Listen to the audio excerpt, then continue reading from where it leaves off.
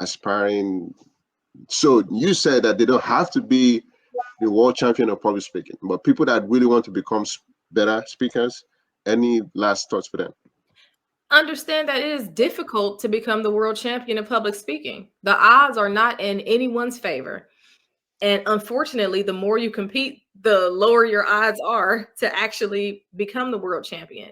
To go through all these different levels against all of these amazing speakers from all around the world, the percentage is very, very, very low. It's less than 0.3%, I believe, because one of the previous world champions actually did the math. And it was like the odds of you becoming the world champion are like 0.03467%. They are very, very low.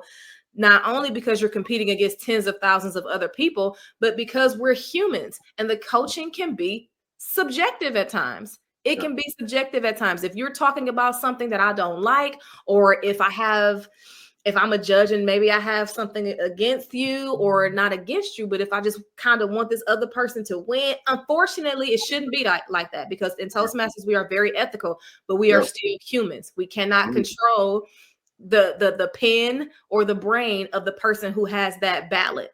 So it's very subjective.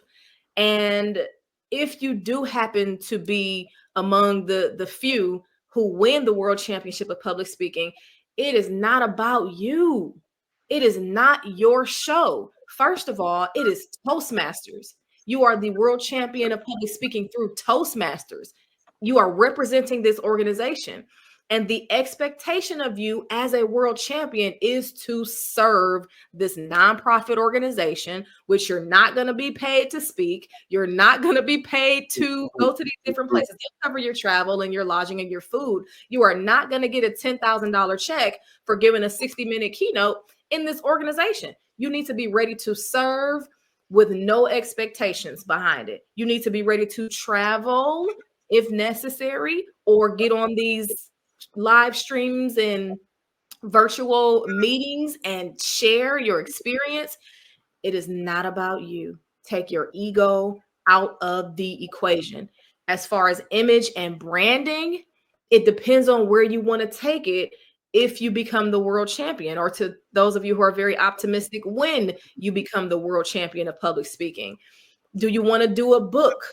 An ebook about it because you're going to be traveling and you're going to be well sought after? Do you want to start creating a coaching curriculum? Do you want to be a coach? Do you want to do interviews with all these different media outlets? You have to figure out what you want to do with this title, because it's going to come with a lot of publicity.